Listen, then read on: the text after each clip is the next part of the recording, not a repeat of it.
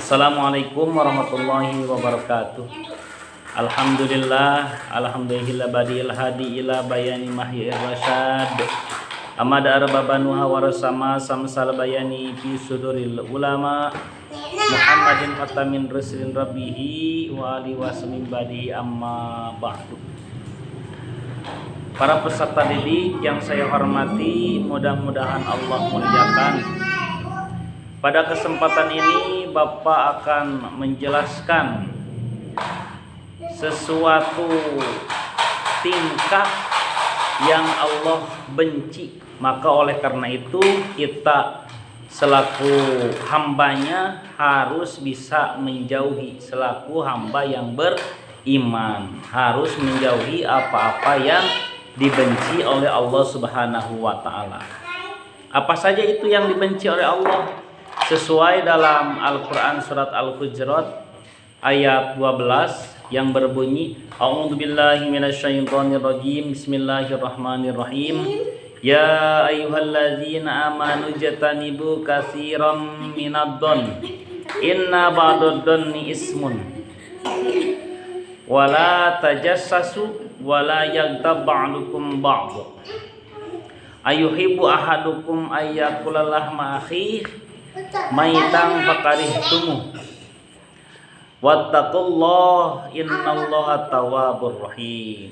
Yang artinya, kata Allah, ya ayyuhalladzina amanu, hai orang-orang yang beriman, iztanibu, kalian harus menjauhi apa-apa yang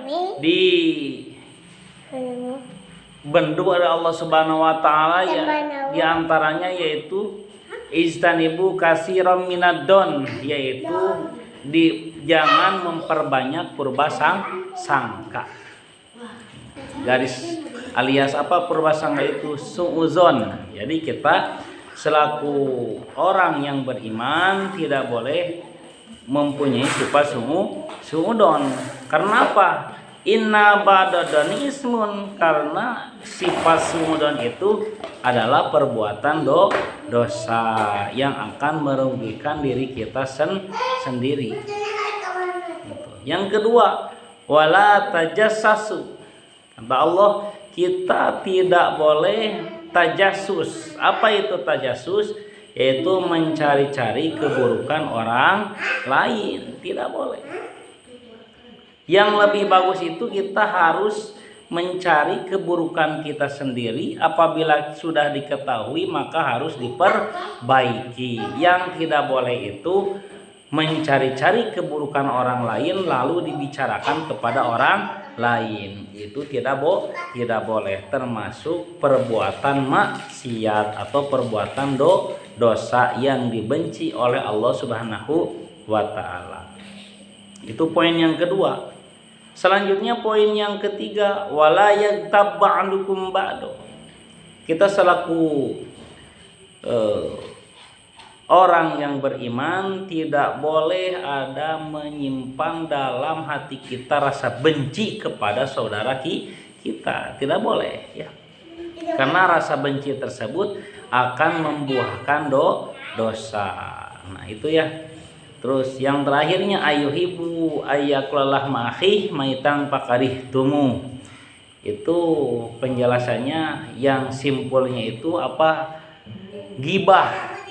Apabila kita membicarakan kejelekan orang lain, terus kita menggumbarnya kepada orang-orang, maka kita seperti memakan daging bangkai teman kita sendiri. Saking tidak bolehnya kita membicarakan kejelekan orang lain, atau tidak boleh bergibah. Gibah itu membicarakan orang lain, karena al-ghibatu asyadu minaz-zina. Gibah itu dosanya lebih berat daripada zina. Jadi gini, dosa itu ada hablum minan nas, ada hablum minallah. Kalau hablum minallah contohnya seperti kita mabok-mabokan, berjudi, berzina, taubat kepada Allah, asalkan taubatannya taubatan nasuha, insya Allah akan diterima. Tapi kalau hablum minan nas, Beda ya. Jadi Allah tidak akan mengampuni dosa hablum minanas kita sebelum orang yang kita sakiti sudah mengampuni.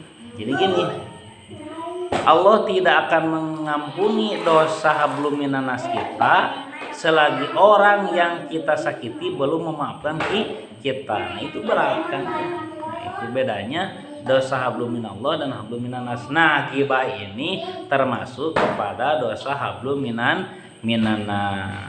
Wattaqullah, maka kata Allah kita harus bertakwa kepada Allah Subhanahu wa taala.